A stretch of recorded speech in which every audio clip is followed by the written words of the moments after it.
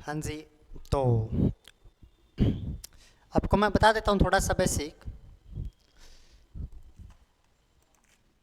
हाँ जी। तो अपने कौन कौन से टॉपिक अगर मैं बात करूँ, भारत के भूगोल के अंदर अपने सामान्य परिचय कर लिया। कौन सा ले इसके अंदर अपने को, अगर रेड ले तो देखते हैं, 2 मिनट रुकना।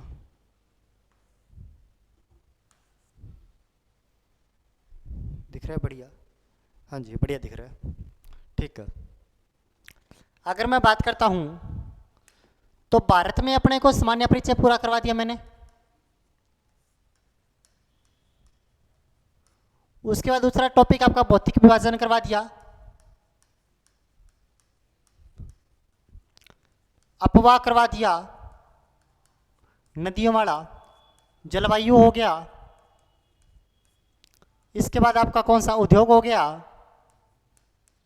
फिर आपका कृषि हो जाता है। आज आपका जिले टॉपिक हो जाएगा, जिले। इसके बाद में आपका एक तो जनसंख्या रहेगा, एक आपका खनिज रहेगा, एक आपका मृदा रहेगा। जनसंख्या, खनिज, मृदा। और एक टॉपिक की अगर मैं बात करता हूं तो कौन सा रह गया? जनसंख्या, खनिज, मृदा, वनस्पति। इतने से मतलब 3-4 टॉपिक आपके रह जाएंगे। तो आज अपने जिलों का टॉपिक जिलों के टॉपिक के ऊपर बात करते हैं। हाँ जी। सबसे पहली बात तो यही होगी, सर झील होती क्या चीज है, तालाब होता क्या चीज है। सबसे पहली बात तो अपने को यह पता होना चाहिए, सर झील क्या चीज होती है या फिर तालाब क्या चीज होती है। इसके ऊपर अपने को पता होना चाहिए, सर झील क्या होती है, तालाब क्या होती है। यहाँ पे अगर मैं बीच में बात करता हूँ तो आपको पूरी पीडीएफ यहाँ पे मिल जाएगी। अगर मैं बीच में बात करता हूँ, झील और एक होता है तालाब।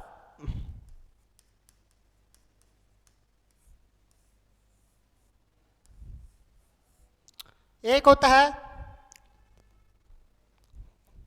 झील, होता है एक तालाब। पहले सबसे पहले इनकी बात रखती है, उसके बाद में और बातें बताऊंगा आपको मैं। एक झील होता है, एक तालाब होता है, एक सागर होता है, एक महासागर होता है, एक द्वीप होता है, एक प्रायद्वीप होता है, एक खाड़ी होती है। ये बातें करते हैं। सबसे पहले सर झील क्या होती है, सागर क्या होता है, महासागर क्या होता है, द्वीप क्या होता है, प्रायद्वीप क्या होता है, या फिर खाड़ी क्या होती है। 5-6 बातें करते हैं, सुन लो। झील तो वह होती है, झील वह होती है जो मानव निर्मित भी हो सकती है। झील वह होती है जो मानव निर्मित भी हो सकती है, मानव के द्वारा भी बनाई जा सकती है और कृत्रिम भी हो सकती है, यानी कि प्राकृतिक भी हो सकती है।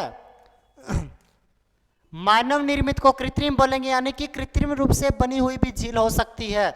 उसके बाद में प्राकृतिक रूप से भी झील हो सकती है। झील किसी भी प्रकार की हो सकती है। झील वह होती है जिसको जल कहाँ से मिलता हो, जिसको जल कहाँ से मिलता हो, जिसको जल किसी नदी से मिलता हो। किसी नदी से जिसको जल की आपूर्ति होती हो उसे झील कहा जाता है। किसी नदी से, मान के चला कोई गड्ढा बना हुआ है, वहां पे पानी है, काफी खूब पानी आ सकता है। उस झील को, उस गड्ढे में पानी किसी झील से, किसी नहर से, किसी नदी से आ रहा है तो वो झील कहलाएगी। झील कहलाएगी। मानव निर्मित भी हो सकता है और कृत्रिम भी हो सकता है। अगर मैं तालाब की बात करता हूं, तालाब क्या होता है? जब बरसात का पानी किसी गड्ढे में ज्यादा इकट्ठा हो जाता है, बरसात का पानी किसी गड्ढे में ज्यादा इकट्ठा हो जाता है, बहुत बड़ी मात्रा में इकट्ठा हो जाता है, तो उसे तालाब बोल दिया जाता है। तालाब ऑटोमेटिक प्राकृतिक रूप से जिसका निर्माण होता हो, जिसका प्राकृतिक रूप से निर्माण होता है उसे तालाब कहा जाता है। ऑटोमेटिक होता है बिल्कुल, ये बरसात का पानी इकट्ठा हुआ तालाब बन जाता है। ये तालाब कभी भी सूख सकता है, कोई बड़ी बात नहीं है। तालाब कभी भी सूख सकता है, कोई बड़ी बात नहीं है। प्राकृतिक रूप से जिसका निर्माण होता हो, या फिर जो बरसात का पानी जहाँ पे इकट्ठा हुआ, बरसात का पानी जहाँ पे इकट्ठा हुआ वो तालाब बन जाएगा। नदी नहर से जिसको पानी मिलता है उसे झील बोल देंगे। सागर की बात करते हैं, या फिर मैं महासागर की बात करता हूँ। सागर, या फिर अगर मैं महासागर की बात करूं भी, सर सागर क्या होता है और महासागर क्या होता है। सागर की अगर मैं बात करता हूं तो सागर क्या चीज होती है। सागर, पेन देख लेते दूसरा चलता है क्या, नहीं।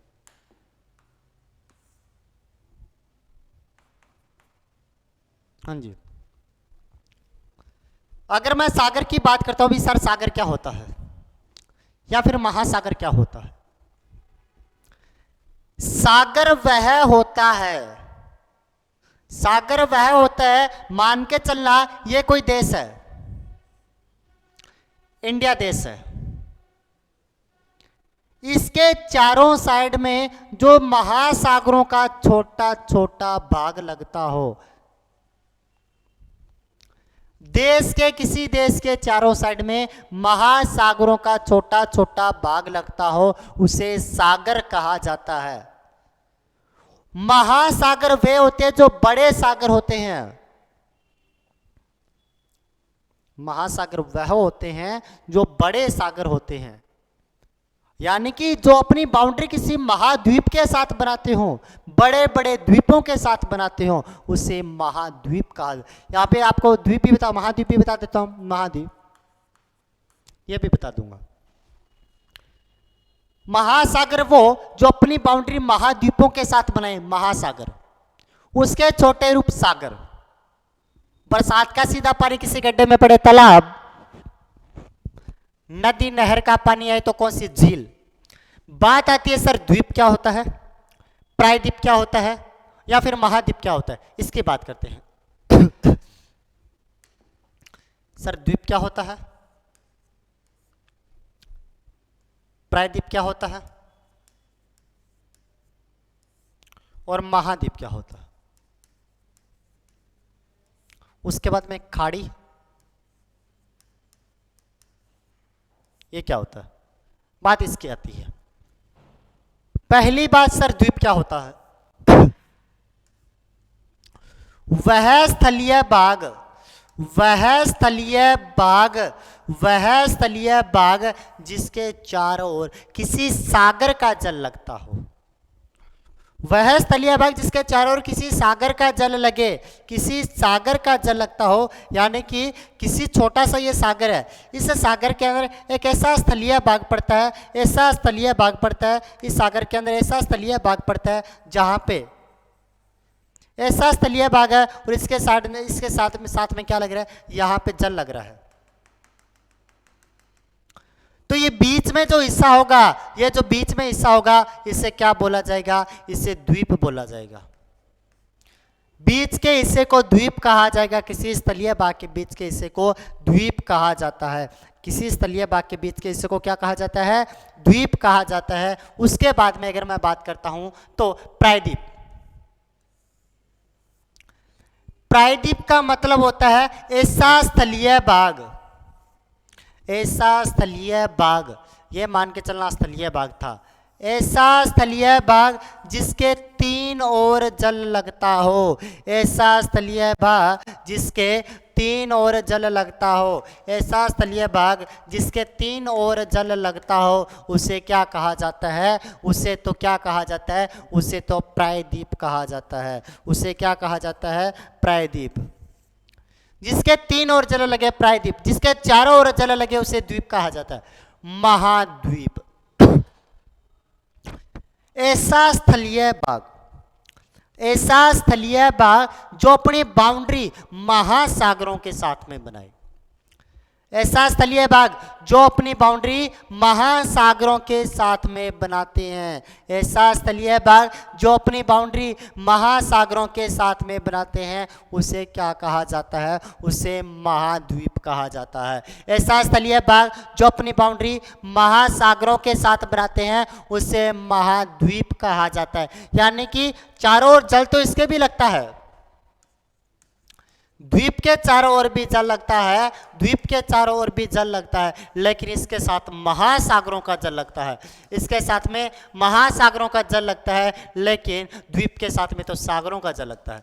इसके साथ में सागरों का जल लगता है, इसके साथ में महासागरों का जल लगता है। इतनी सी बात आपको क्या होना चाहिए? पता होना चाहिए। आगे चलते। खाड़ी। सर खाड़ी क्या होता है? खाड़ी की बात करोगे? सर खाड़ी क्या होता है? खाड़ी बता देता हूं, सुनना।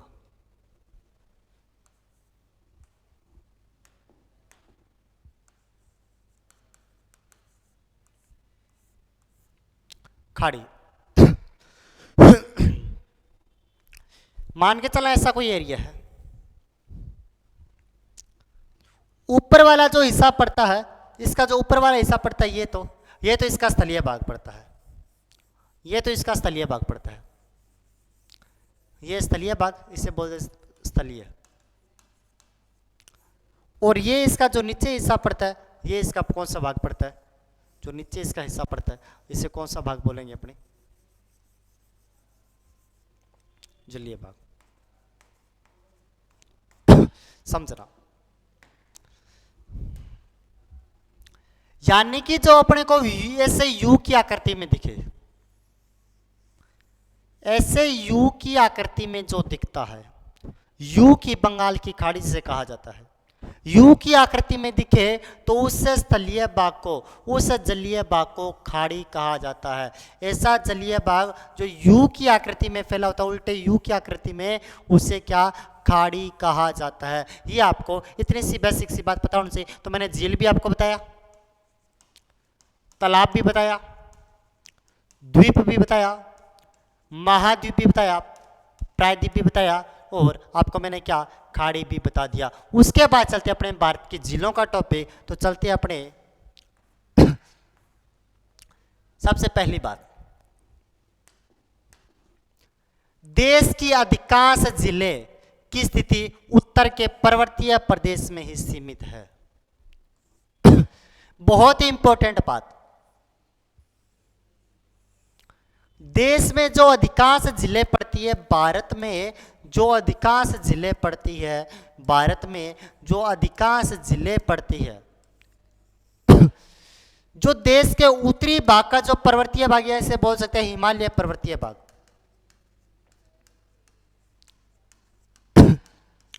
इसी हिमालय पर्वतीय भाग में आती है। जो देश की जो जिले पड़ती है, उत्तरी हिमालय पर्वतीय भाग, इसी हिमालय पर्वतीय भाग में आती है देश की अधिकांश जिले। आपसे पूछा जा सकता है देश में सर्वाधिक जिले कहाँ पे पड़ती है, देश में सर्वाधिक जिले कहाँ पे पड़ती है, तो आपको पता होना चाहिए उत्तर पर्वतीय, उत्तरी हिमालय। क्योंकि जिलों का मतलब होता है उसके अंदर पानी रहना चाहिए। पानी, जिलों का मतलब उसके अंदर क्या रहना चाहिए? पानी रहना चाहिए, पानी उसके अंदर रहना चाहिए। और पर्वतीय भाग है, यानी कि पर्वत का इलाका है, तो पानी नीचे नहीं बैठेगा, पानी नीचे नहीं बैठेगा, पानी नीचे नहीं बैठेगा, तो यहाँ पे ज़्यादा झीलें पनपेगी, यहाँ पे ज़्यादा झीलें पनपेगी, ज़्यादा झीलों का निर्माण होगा। तो अधिकांश झीलें कहाँ पे पाई जाती है? उत्तर पर्वतीय प्रदेश में पाई जाती है। समुद्र तटीय क्षेत्रों में भी कुछ महत्वपूर्ण झीलें स्थित है, समुद्र के निकट भी आएगी, उसके अंदर बात कर लेंगे, स्थित है। मैदान भाग में भी इनकी कमी है। देश में मिलने वाली विभिन्न प्रकार की झीलें निम्नलिखित है। ये देखो, दो बात यहां से पता चलता है अपने को, इंपॉर्टेंट बात आपको बताता हूं। सबसे पहले तो उत्तर पर्वतीय प्रदेश में मिलती है, यानी कि हिमालय के अंदर झीलें अपने को मिलेगी। दूसरा यह कहता है समुद्री क्षेत्रों, जो तटीय क्षेत्र पड़ता है, समुद्र के तट के अंदर, वहां पे अपने को झीलें मिलेगी। उत्तर के पर्वत में पड़ेगी, उत्तर पर्वतीय क्षेत्र में अपने को झीलें मिलेगी। इसके साथ में बात करता हूं तो कहां पे मिलेगी, इसके बाद में अपने को समुद्र तटीय, यानी कि ये समुद्र का एरिया है, ये स्थलीय भाग है, कोई ये स्थलीय भाग, यहां पे स्थलीय व्यक्ति निवास करते हैं, मिट्टी का एरिया, ये भाग कोई कट गया थोड़ा सा, ये भाग कट गया, इसका प्रदन हो गया, यहां पे समुद्र का जल आके रुक जाएगा, यहां पे झील बन जाएगी, यहां पे कटा तो यहां पे समुद्र का जल आके रुक जाएगा, तो यहां पे झील बन गई, इस प्रकार यहां पे झील बन गई, इस प्रकार यहां पे झील बन जाती है, तो समुद्र तटीय इलाकों में भी झीलें पाई जाती है, और बहुत महत्वपूर्ण मैदान भाग में इसकी कमी पाई जाती है।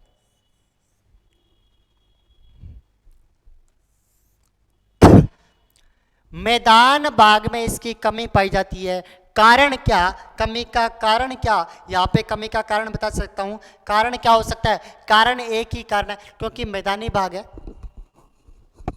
कारण एक ही है क्योंकि मैदानी भाग है, कौन सा भाग है, मैदानी भाग यहाँ पे पड़ता है, मैदानी भाग पड़ने के कारण यहाँ पे पानी होगा वो नीचे बैठ जाता है, मैदानी भाग पड़ता है, मैदानी भाग के अंदर पानी नीचे बैठ जाता है, तो यहाँ पे मैदान भाग में कम देखने को मिलती है। तो आगे चलते हैं, झीलों के प्रकार के बारे में बात करते हैं। हाँ जी, सबसे पहले झील, विवर्तनिक झील,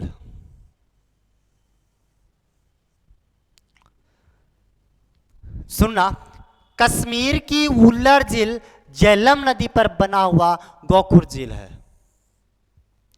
इस पर विवर्तनिक क्रिया का प्रभाव है, यह भारत में मीठे पानी की सबसे बड़ी झील है, तुलबुल परियोजना इसी पर है, कुमायूं हिमालय में स्थित अनेक झीलें विवर्तनिक है। विवर्तनिक झीलों का मतलब होता है जो अपना प्रकार बदलती रहती हो, विवर्तनिक झील पर्वतों के मध्य में बनी हुई जो अपना प्रकार बदलती रहती हो, पर्वतों के मध्य में बनी हुई वह अपना प्रकार बदलती रहती हो, उसे विवर्तनिक झील कहा जाता है। इसका सबसे बड़ा एग्जाम्पल वुल्लर झील, कश्मीर के अंदर जो वुल्लर झील बनी हुई है झेलम नदी के ऊपर, कश्मीर में जो वुल्लर झील बनी हुई है यह गोखुर झील भी है। गोखुर का मतलब क्या होता है, मान के चलना झेलम नदी ऐसे आ रही है,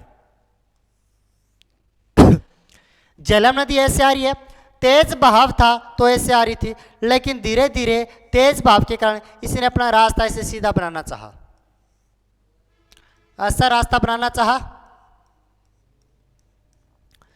तो ये रास्ता कभी कभार ऐसे सीधा रास्ता बन जाएगा, यह रास्ता बंद हो जाएगा, इसके अंदर जो पानी रह गया, इसके अंदर जो पानी रह गया यानी कि गाय के खुर के समान बन जाती है, उसे गोखुर झील कहा जाता है। गाय के खुर के समान बनी झील को गोखुर झील कहा जाता है। तो आपसे पूछा जा सकता है वुल्लर झील किस प्रकार की झील है, गोखुर झील है, कश्मीर में पड़ती है, विवर्तनिक क्रिया का इसके ऊपर प्रभाव है, भारत की मीठे पानी की सबसे बड़ी झील है।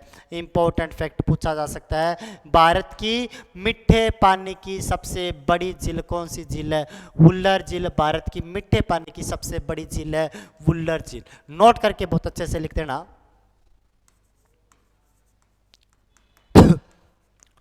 वुल्लर झील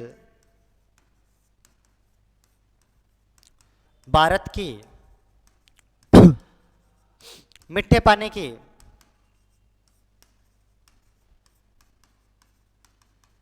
सबसे बड़ी झील है।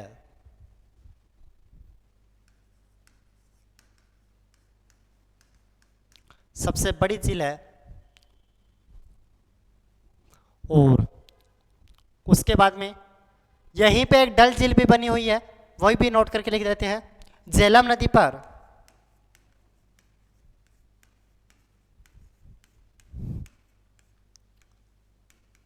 डल झील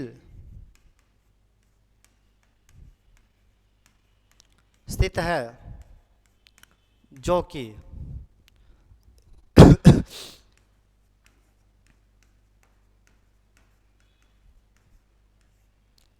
सर्दियों में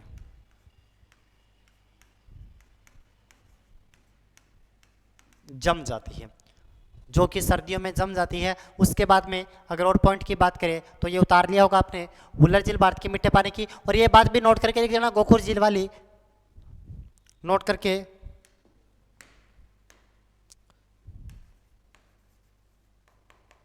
यह एक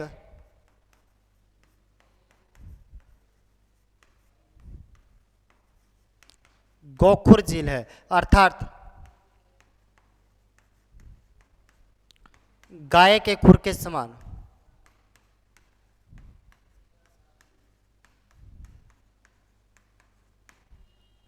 यह एक गोखुर झील है, अर्थात किसके समान? गाय के खुर के समान झील है, गोखुर झील। उसके ऊपर दूसरी महत्वपूर्ण बात, इसी झेलम नदी की बात करता हूं तो उसके ऊपर तुलबुल परियोजना स्थित है। यह लिख लिया होगा आपने। आगे लिख देता हूं।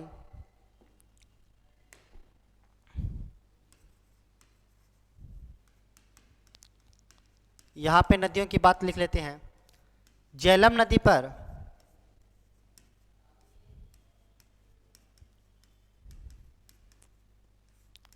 तुलबुल परियोजना व उरी परियोजना स्थित है।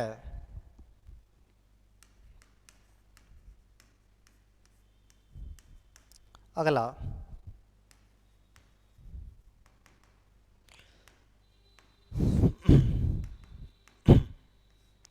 झेलम नदी भारत में प्राकृतिक सीमा का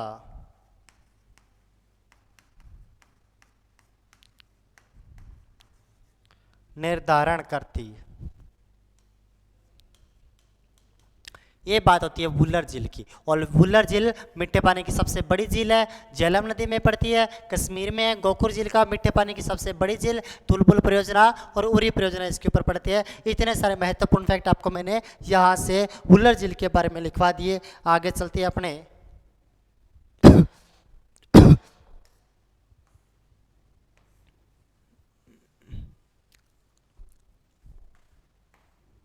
हाँ जी, बात करता हूं मैं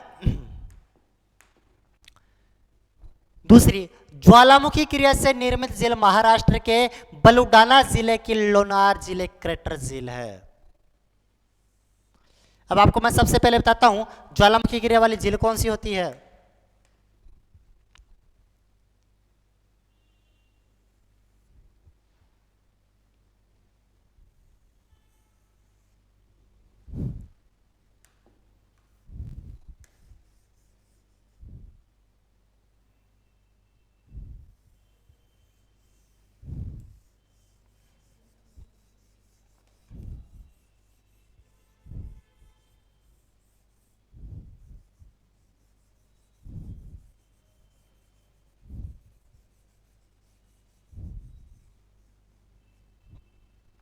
हाँ जी, समझना अभी।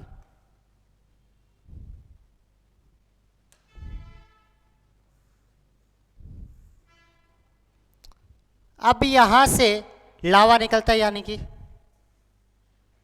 यहां से लावा निकलता है,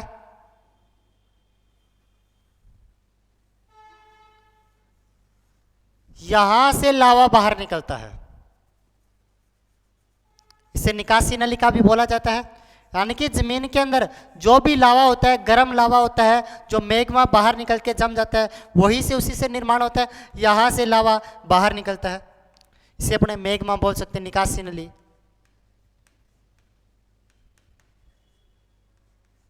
निकासी, यहां से लावा बाहर निकलता है, बाहर निकलकर यहां पे जमा हो जाता है, इस प्रकार चलता है। लावा इस प्रकार चलेगा, यहां पे जमा हो जाए, लेकिन एक समय ऐसा आएगा यहां से लावा निकलना बंद हो जाता है, मैग्मा निकलना यहां से बंद हो जाएगा। ऐसा समय आएगा, बिल्कुल ऐसा समय आता है यहां से मैग्मा निकलना बंद हो जाता है। यानी कि यहां पे क्या हो जाता है, यहां पे एक झील का निर्माण हो जाता है। मैग्मा निकलना बंद हो गया तो यहां पे एक गड्ढा बन गया, एक प्रकार से यहां पे एक गड्ढा बन जाता है। इसी गड्ढे के अंदर अगर बरसात का पानी आके रुक जाता है, इसी गड्ढे में अगर बरसात का पानी आके रुक जाता है, इसी गड्ढे में अगर बरसात का पानी आके रुक जाता है तो क्या होता है, अगर गड्ढे में बरसात का पानी आके रुक जाता है तो क्या होता है, बरसात का पानी जैसे ही आया यहाँ पे जमा हुआ, बरसात का पानी यहाँ पे जमा होता है, यहाँ पे जैसे ही बरसात का पानी जमा होता है, बरसात का पानी यहाँ पे जमा होता है तो क्या यहाँ पे एक झील का रूप बन जाता है, यह एक झील बन जाती है। और इसी झील को कौन सी झील कहा जाता है, इसी झील को क्रेटर झील कहा जाता है। यहाँ पे जो झील बनी है, यहाँ पे जो झील बनी है, इसी को ही क्रेटर झील कहा जाता है। यहाँ पे जो झील बनती है, यहाँ पे जो झील बनती है, इसी झील को क्रेटर झील या फिर ज्वालामुखी से निर्मित झील कहा जाता है।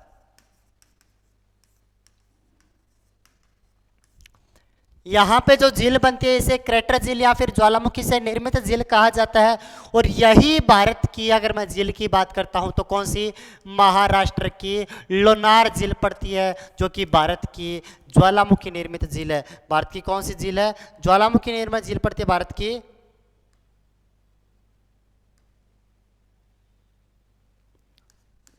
ज्वालामुखी निर्मित झील,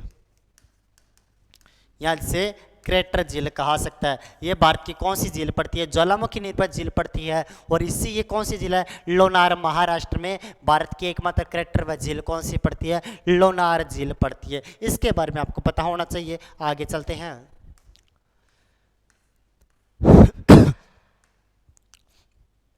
हाँ जी, यहां से समझना, यहाँ से काफ़ी इंपॉर्टेंट बातें आपको समझना, और आपको मैं बताता हूँ काफ़ी इंपॉर्टेंट बातें बताता हूँ यहाँ पे, यहाँ से समझना।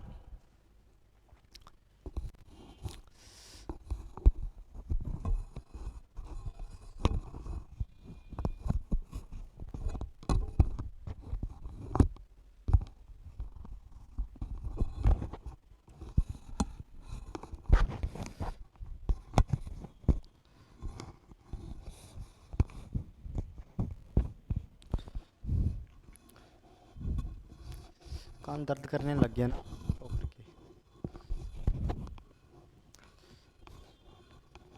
समझना,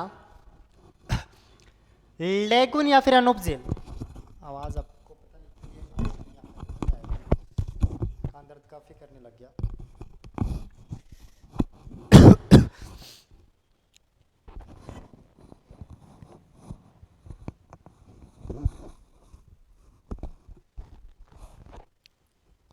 यहाँ पे लगा लेते हैं कुछ देर, क्योंकि कान दर्द करने लगे। ठीक है, लेगुन या फिर अनूप जिले की बात करते हैं। अभी लेगुन जिले कौन सी होती है, फिर अनूप जिले कौन सी होती है, उसकी बात करते हैं। समझना,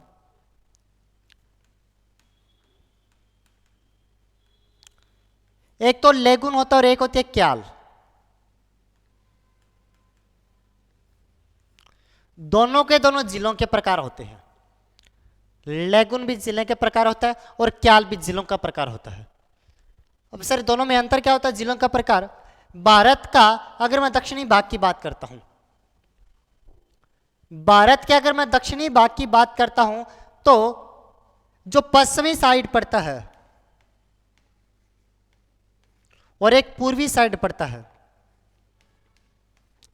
यहां पे पूर्वी साइड में जो बड़ी बड़ी जिले पड़ती है, पूर्वी साइड में जो बड़ी बड़ी जिले पड़ती है, उन सभी को लेगुन कहा जाता है। जो पश्चिमी साइड में छोटी छोटी जिले पड़ती है, पश्चिमी साइड में जो छोटी छोटी जिले पड़ती है, उन्हें क्याल कहा जाता है। बड़ी को लेगुन, छोटी को क्या, क्याल बोलेंगे। बड़ी को क्या बोलेंगे, लेगुन, और छोटी वाली जिलों को क्या बोलेंगे, क्याल बोला जाता है।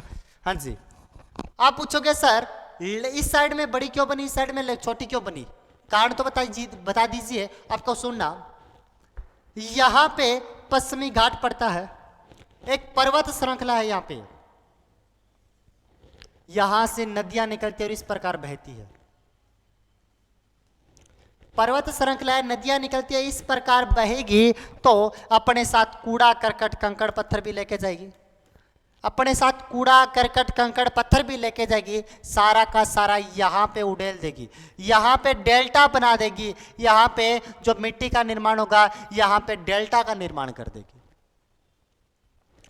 यहाँ पे डेल्टा बन जाता है, डेल्टा का निर्माण हो जाता है और यही डेल्टे के अंदर कटाव हो के बड़ी झील बन जाती है। इसी मिट्टी के मैदान में कटाव होके बड़ी झील बन जाती है। इस साइड में पर्वतीय इलाका है तो नदी सिर्फ थोड़ी सी बहती है, थोड़ी सी बहती है और इसी के कारण यहाँ पे छोटी झीलें बन जाती है। छोटा यहाँ पे मैदान बनता है तो छोटे मैदान में छोटी झीलें बनेगी। इस साइड की झीलों को क्याल कहा जाता है और इस साइड को लेगुन कहा जाता है। दो बातें यहाँ पे लिख लेते हैं। लेगुन,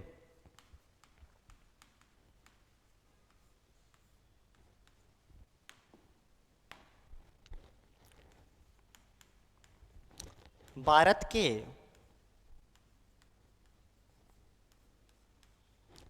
पूर्वी तट पर बनी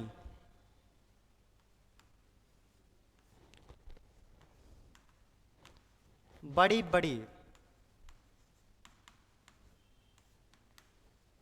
झीलों को,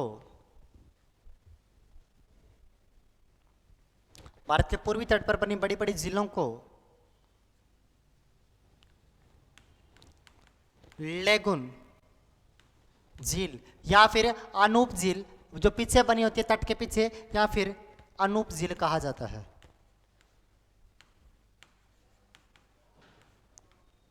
कहा जाता है।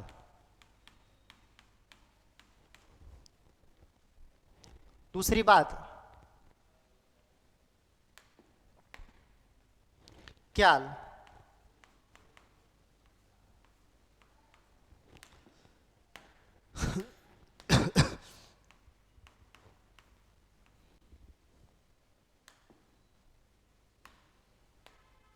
भारत के सॉरी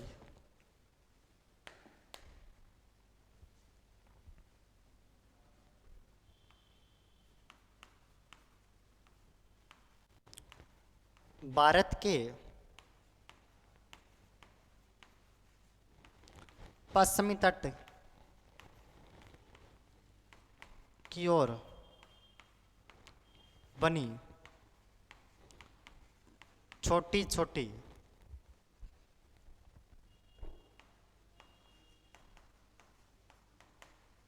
झीलों को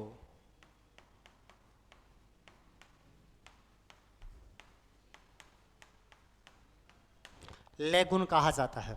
बड़ी झीलों को तो क्या बोलेंगे, लेगुन, और छोटी सॉरी क्याल कहा जाता है। यहाँ पे लेगुन लिख दिया, क्याल कहा जाता है। अब अपने बात करते हैं ऊपर वाले की। यहां तक हो गया। अच्छा, बात करते हैं अपने ऊपर से पढ़ते हैं अभी। ठीक है, चिल्का झील जो इस साइड में पड़ती है, लेगुन की बात करते हैं, यानी कि इस साइड में पड़ती है चिल्का झील। चिल्का झील भारत की सबसे बड़ी लेगून झील है। चिल्का झील भारत की सबसे बड़ी लेगून झील है। और इसके अलावा बात बता देता हूं, भारत की सबसे बड़ी खारे पानी की भी झील कौन सी है, चिल्का झील पड़ती है। इसके अलावा अन्य लेगून खारे पानी की झील है, पुलिकट झील तमिलनाडु, कोलेरू झील आंध्र प्रदेश में पड़ती है। तो आपको लेगून की बात, यानी कि इस साइड में जो भी पड़ेगी वो सभी की सभी क्या कहलाएगी, लेगून कहलाई जाएगी। जो पूर्वी साइड में सभी की सभी झीलें पड़ेगी वो क्या कहलाएगी, लेगून कहलाएगी। और पश्चिमी साइड में जो झीलें पड़ेगी वो क्या कहलाएगी, वो क्याल कहलाएगी। तो इसे चिल्का के बारे में लिखते हैं एक बार। चिल्का की थोड़ी सी अगर मैं बात बताऊं, चिल्का की अगर मैं बात बताता हूं आपको,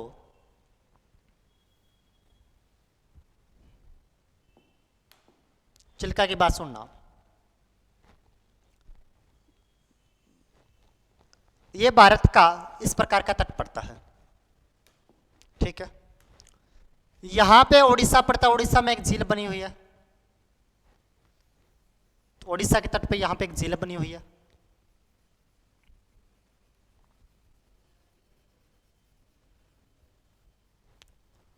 उड़ीसा के तट पे यहां पे एक झील बनी हुई है,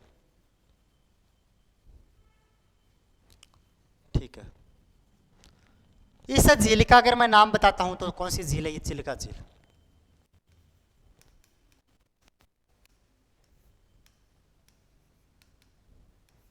चिल्का झील पड़ती है। इसी चिल्का झील के बिल्कुल सामने अगर मैं बंगाल की खाड़ी में बात करता हूं, चिल्का झील के बिल्कुल सामने बंगाल की खाड़ी में यहां पे एक द्वीप बना हुआ है। व्हीलर द्वीप। यहां पे एक द्वीप बना हुआ है व्हीलर द्वीप। इसी व्हीलर द्वीप को एपीजे अब्दुल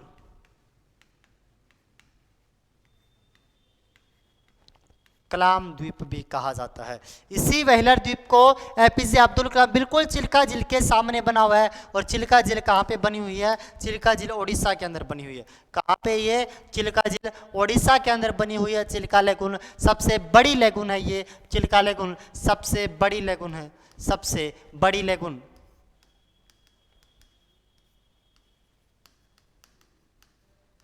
सबसे बड़ी लेगुन पड़ती है व्हीलर द्वीप, एपीजे अब्दुल कलाम। एपीजे अब्दुल कलाम द्वीप बना हुआ है, चिल्का झील ओडिशा में लेगुन पड़ती है। उसके बाद में बात बता देता हूं, भारत की सबसे बड़ी खारे पानी की झील कौन सी पड़ती है? लिख लेते हैं यहां पे।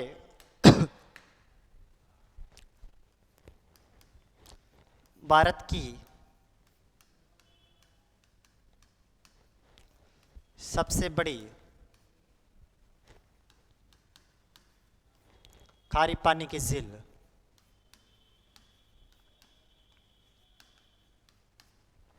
भारत की सबसे बड़ी खारे पानी की झील पड़ती है चिल्का झील ओडिशा राज्य में। इसके बिल्कुल सामने कौन सा द्वीप बना हुआ है? व्हीलर द्वीप बना हुआ है। इसे एपीजे अब्दुल, क्योंकि एपीजे अब्दुल कलाम ने अपने जीवन का अधिकांश समय कौन से द्वीप के ऊपर गुजारा था? व्हीलर द्वीप के ऊपर गुजारा था। इसलिए कौन सा द्वीप बना गया? इसे कौन सा द्वीप बोल दिया गया? एपीजे अब्दुल कलाम बोल दिया। और जो भी भारत में मिसाइलों का परीक्षण किया जाता है, भारत में जितने भी मिसाइलों का प्रक्षेपण किया जाता है, जितने भी मिसाइलों को छोड़ा जाता है, वो कौन से द्वीप से छोड़ा जाता है? एपीजे अब्दुल कलाम द्वीप से, व्हीलर द्वीप से। इसलिए इसे मिसाइल द्वीप भी कहा जाता है। लिख लेते हैं, इसे मिसाइल द्वीप भी कहा जाता है।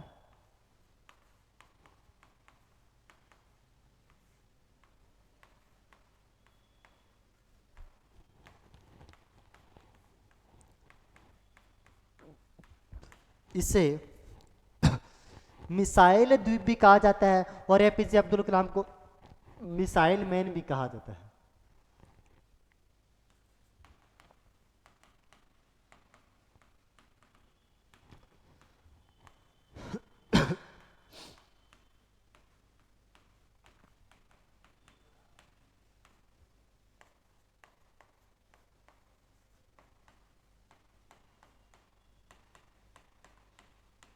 एपीजे अब्दुल कलाम को कौन सा मैन कहा जाता है? मिसाइल मैन भी कहा जाता है। इतनी सी बात अपने को पता होना चाहिए। चिल्का झील ओडिशा में भारत की सबसे बड़ी लेगुन है, ये भी सबसे बड़ी लेगुन लिख लिया।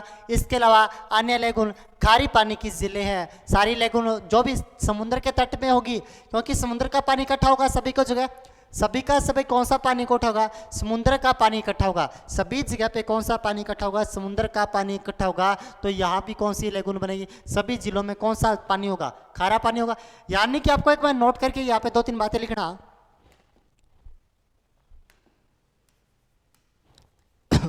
लिखना,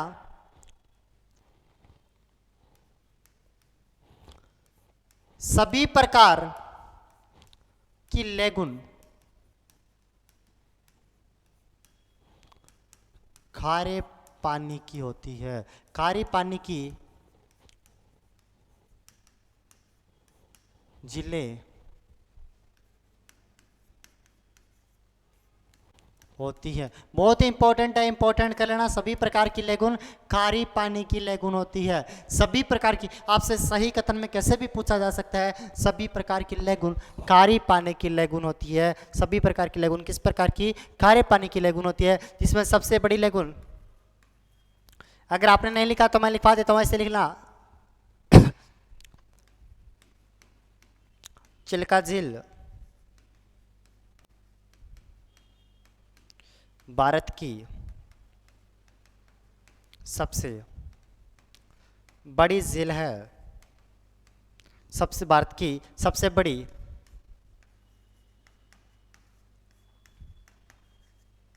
खारे पानी की झील है, जो कि ओडिशा में स्थित है। व्हाइलर द्वीप वाली वहां पे बात लिख ली होगी। आगे चलते हैं। उसके बाद में पुलिकट झील की बात कर रही है। पुलिकट झील की, पुलिकट झील तमिलनाडु राज्य में है, कोलेरू झील आंध्र प्रदेश राज्य में। दो जिलों की बात करा। ये कह रहा पुलिकट झील, तो यहां पे 3 जिलों की बात कर दी। एक तो चिल्का झील उड़ीसा में, खारे पानी की सबसे बड़ी झील, और मीठे पानी की, खारे पानी की सबसे बड़ी।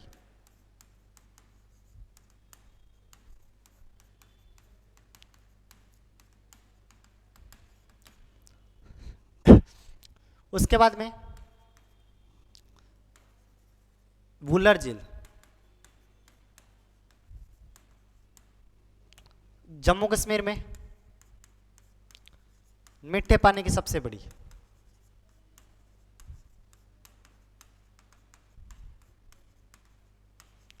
उसके बाद में बात करता हूं मैं पुलिकट झील।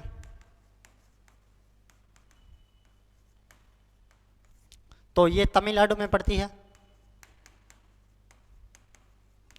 और कोलेरू झील की बात करता हूं, तो कोलेरू झील कहां पे? आंध्र प्रदेश में। जो कोलेरू झील की विशेषता बता देता हूं मैं एक बात। कोलेरू झील की अगर मैं एक बात बताऊं तो कोलेरू झील जो पड़ती है, कोलेरू झील गोदावरी व कृष्णा का जो डेल्टा बनता है, गोदावरी व कृष्णा नदी का जो डेल्टा बनता है, यानी कि ऐसे मान के चलना भारत का 2 मीटर गुना, ऐसे भारत का दक्षिणी इलाका है, भारत का दक्षिणी इलाका ऐसे पड़ता है, दक्षिणी क्षेत्र। इस प्रकार एक तो नदी आती है गोदावरी, ये नदी आती है कृष्णा, गोदावरी, ये कृष्णा, इस प्रकार नदी बहती है। अच्छा, यहां पे दोनों नदियों का जो डेल्टा बनता है, बीच का जो मैदान तैयार होता है, डेल्टा बनता है, बीच का जो मैदान तैयार होता है, यहां पे जो झील बनती है, यहां पे जो झील बनती है, उसी झील का नाम क्या है? उसी झील को कोलेरू झील कहा जाता है।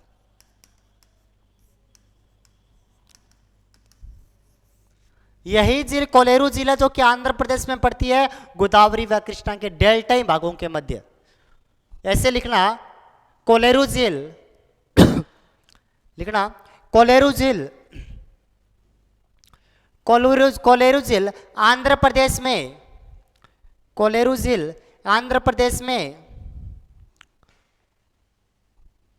गोदावरी व कृष्णा के डेल्टाई भागों के मध्य पड़ती है।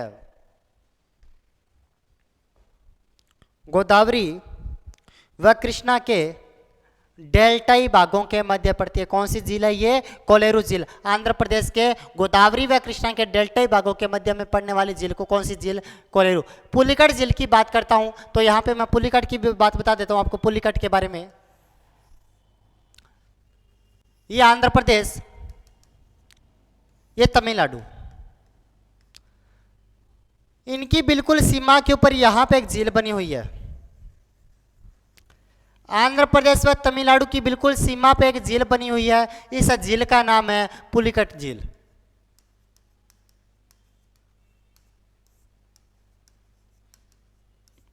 इस सीमा पे एक झील बनी हुई, इस झील का नाम है पुलिकट झील। इसकी बात बताऊं तो इसके मध्य में एक द्वीप बना हुआ है। इसके मध्य में एक द्वीप बना हुआ है, इसे कहा जाता है व्हीलर द्वीप, सॉरी श्री हरिकोटा द्वीप।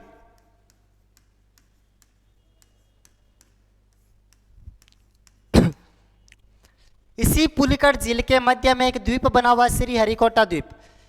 श्री हरिकोटा द्वीप पे भारत का अंतरिक्ष अनुसंधान केंद्र सतीश धवन स्थित है। इसी श्री हरिकोटा द्वीप के ऊपर भारत का अंतरिक्ष अनुसंधान केंद्र, भारत का अंतरिक्ष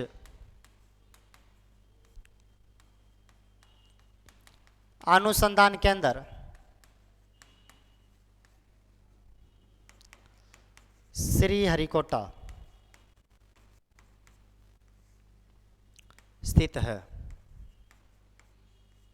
बहुत ही इंपॉर्टेंट है। इसी पुलिकट झील के अंदर बना हुआ कौन सा? श्रीहरिकोटा द्वीप। इसी श्रीहरिकोटा द्वीप पे भारत का एकमात्र अंतरिक्ष अनुसंधान केंद्र, जिसका नाम है सतीश धवन अंतरिक्ष अनुसंधान केंद्र। सतीश धवन